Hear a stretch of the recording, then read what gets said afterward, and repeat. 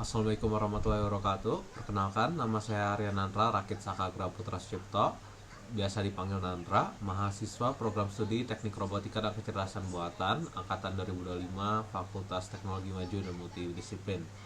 Hari ini kita akan menjelaskan tugas-tugas latihan untuk pertemuan 4 mata kuliah pemrograman dasar, yaitu struktur, konstanta, variabel, data input output, dan tipe data. Saya memiliki background dalam Python, dasar pemrograman saya dan dari Python, tapi hari ini kita akan coba menjelaskannya dalam bahasa C. Jadi untuk analogi-analogi yang dipakai oleh saya biasanya akan dari analogi-analogi Python. Hari ini untuk soal latihannya kita ada 4 soal latihan. Kita akan masuk ke satu-satu soal latihannya dan menjelaskan satu demi satunya. Soal pertama adalah buatlah flowchart dan program untuk mencetak kalimat hello world sejumlah 3 kali dalam satu baris. Yang saya pikirkan kalau mau mencetak hello world 3 kali, ada beberapa metode. Tapi metode yang saya pikirkan adalah itu menyuruh programnya untuk mengulang dan menghitung berapa kali sudah mengulangnya. Bisa divisualisasikan seperti apa yang terlihat di flowchart ini. Pertama, kita akan mulai dengan inisialisasinya atau startnya, terminator start, dan kemudian kita akan menginisialisasi. Di sini kita akan menginisialisasinya adalah number of repeat, itu adalah berapa kali ia mengulang, kita akan menghitungnya. Dan akan mulainya pertama dengan 0 dulu. Kemudian dia akan masuk kepada pengecekan. Dia akan mengecek sebuah kondisi. Nah, kondisi yang dicek ini adalah sudah berapa kali mengulangnya. Kita menulisnya bisa 2 cara. Bisa kita tulis hanya sama dengan 3 atau lebih besar sama dengan 3. Kenapa kita pakai lebih besar sama dengan 3 daripada sama dengan 3? Itu dikarenakan seandainya jika ada apa-apa yang terjadi, jika seandainya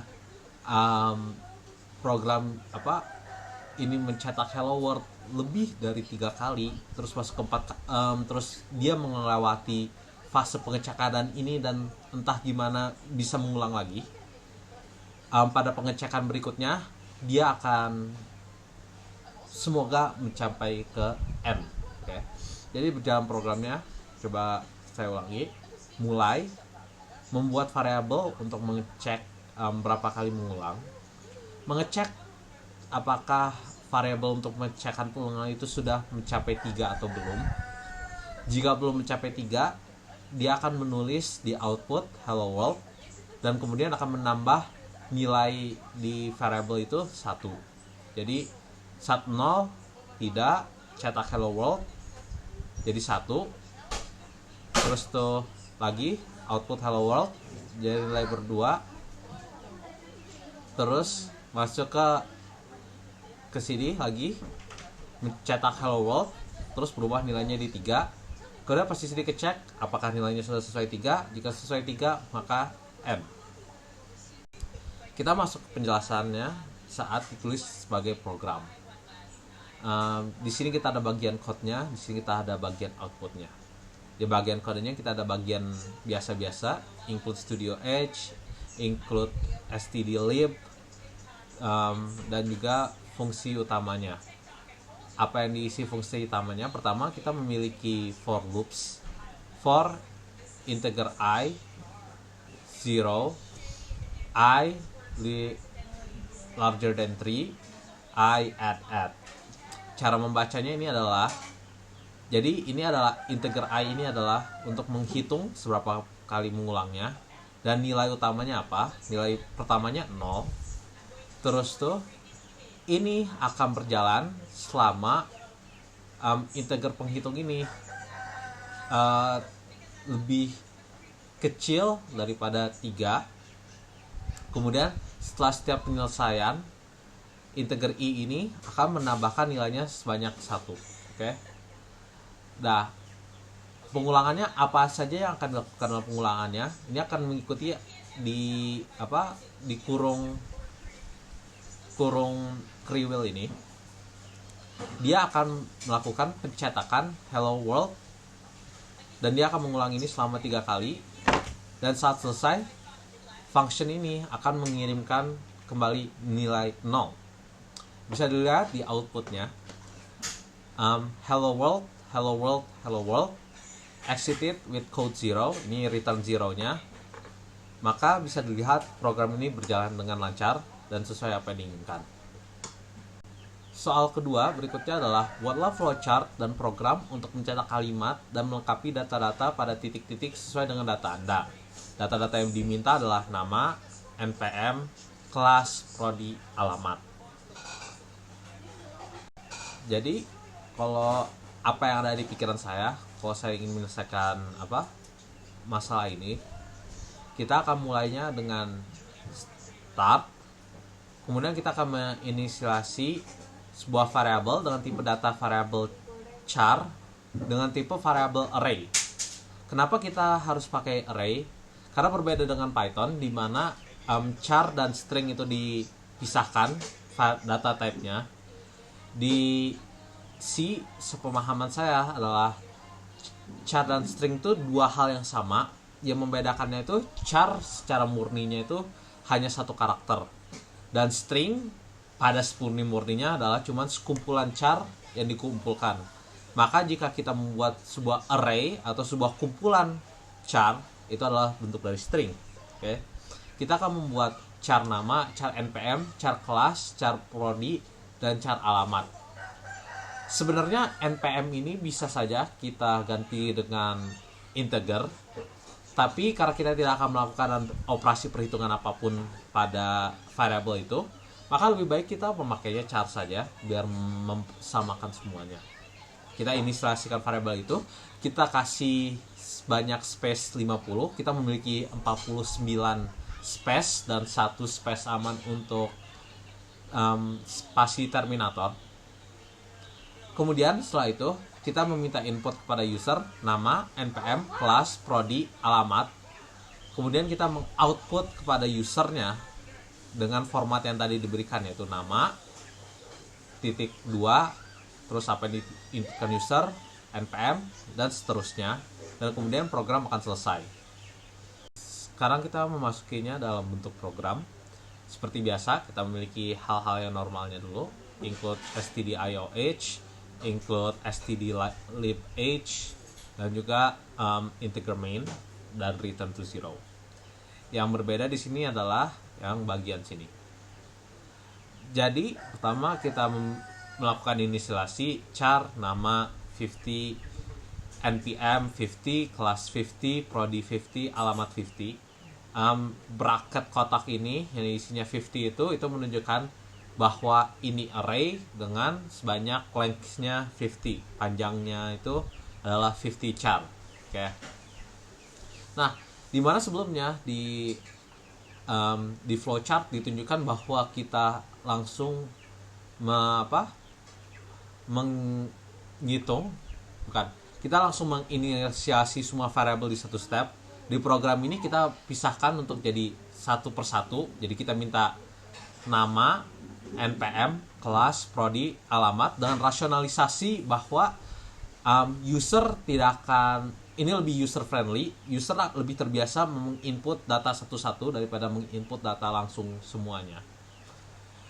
Jadi di bagian ini adalah printf, masukkan nama, kita minta kepada user nama, dan juga kemudian kita scanf namanya, kita ngelihat apa inputannya, kita ulangi untuk setiapnya, berarti nama, npm, kelas, prodi, dan alamat.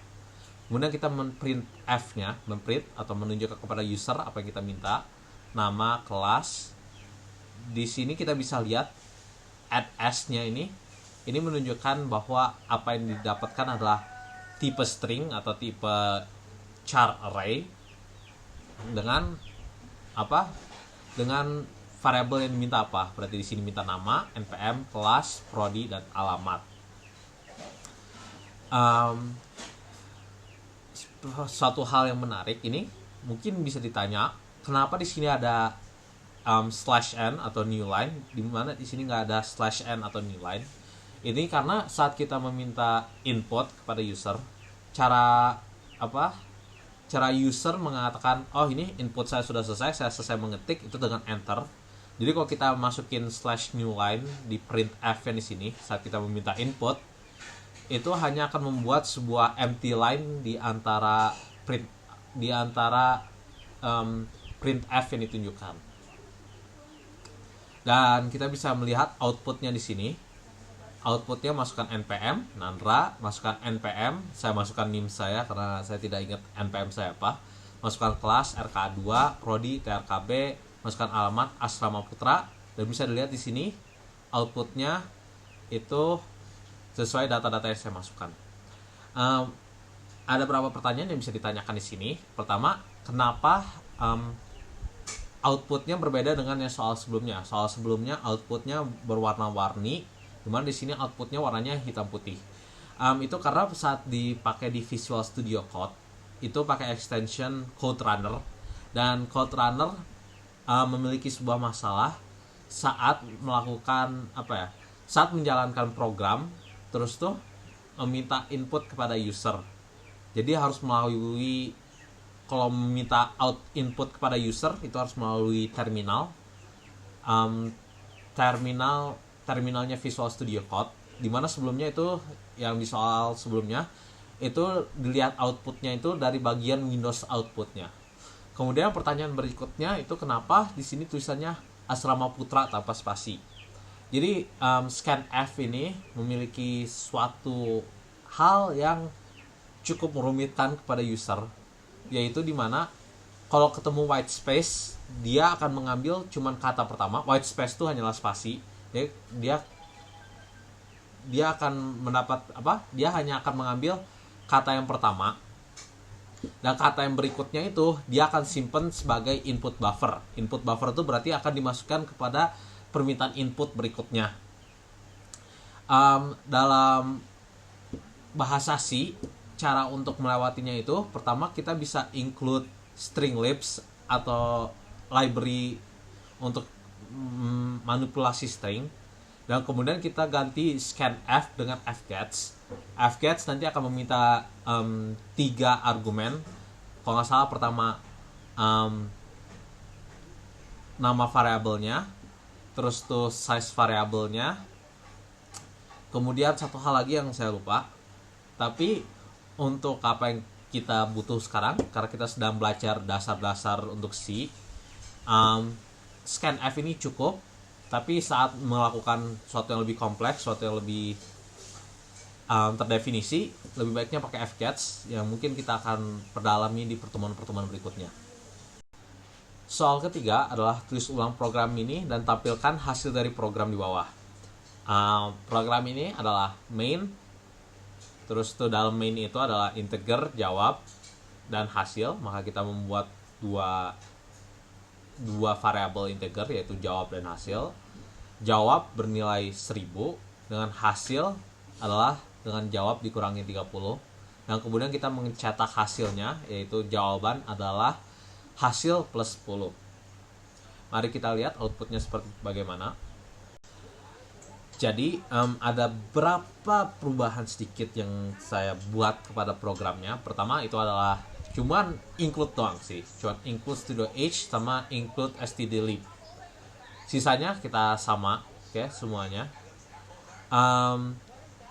Bisa dilihat di sini di outputnya pertama ada warning.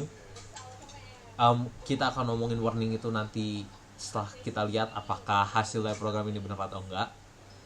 Tapi kita bisa lihat tulisannya adalah jawabannya adalah 980. Apakah angka 980 itu benar? Maka kita lakukan perhitungannya. Pertama, apa aja angka dari program ini? Pertama, kita lihat adalah jawab 1000, oke. Dan hasil adalah jawab kurangin 30. Maka itu adalah nilai hasil adalah 1000 kurangin 30, itu sama dengan 970. Oke. 970 bukanlah 980 kurang 10. 10 itu datang dari mana? Kita bisa lihat di sini adalah printf, jawaban adalah format desimal, dan format desimalnya adalah hasil plus 10. Maka kekurangan 10 itu yang 970 menjadi 980 itu didapatkan dari plus 10 di sini. Oke. Nah, sekarang kita akan ngomongin tentang warning yang peringatan yang kita dapat di sini. Dibaca di sini adalah warning type specifier missing default to integer. Apa yang dimaksud di sini? Jadi secara umum biasanya tuh fungsi main ini tuh ada menjelaskan apa variabelnya, didefinisikan variabelnya apa, integer, char atau semacamnya. Secara umum biasanya integer, jadi tulisnya integer main. Jadi bagaimana kalau kita ingin menghilangkan warning di sini? Kita bisa nulis di sini integer main, terus di bawah itu ditulis return 0. Kalau kita tidak tulis return 0, pas programnya dicoba di run, dia tidak berjalan.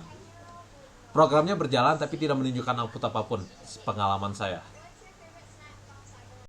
Sekarang kita masuk kepada soal terakhir untuk pertemuan hari ini, adalah tampilkan hasil dari potongan program di bawah ini.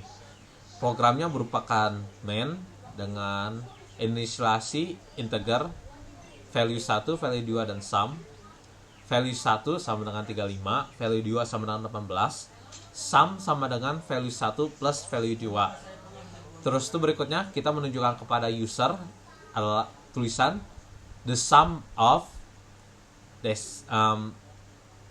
format desimal dan format desimal is format desimal. Format desimal pertama bernilai value 1, format desimal 2 bernilai value 2, format desimal ketiga bernilai sum. Maka seperti sebelumnya, yang hanya saya tambahkan adalah stdio sama stdlib. Output yang diberikan ini sama, kita mendapatkan warning yaitu type specifier missing. Yang seperti saya jelaskan sebelumnya, untuk memperbaiki ini kita ganti main jadi integer main dan kita kasih return 0 di bawah. Tapi secara outputnya the sum of 35 and 18 is 53. Apakah itu benar? Maka kita lihat dulu. Perhitungan yang kita harus lakukan saja hanyalah ini di bagian sum ini, value 1 plus value 2, 35 plus 18 itu berapa? 30 plus 10, 40, 5 plus 8, 13, 40 plus 13 itu 53. Maka kita bisa lihat ini, the sum of value 1, 35 and value 2, 18 is sum itu 53. Maka outputnya itu sesuai dengan secara matematis. Maka itu saja untuk dari soal latihan untuk pertemuan 4. Di sini kita sudah mendiskusikan tentang variable type, char dan string. Kenapa untuk membuat string pakai array? Terus tuh error-error yang terjadi, bukan error sih, warning-warning yang terjadi, for loops dan hal-hal lainnya. Saya harap semoga apa yang saya jelaskan bermanfaat dan dapat dipahami. Sekian dari saya, terima kasih. Wassalamualaikum warahmatullahi wabarakatuh.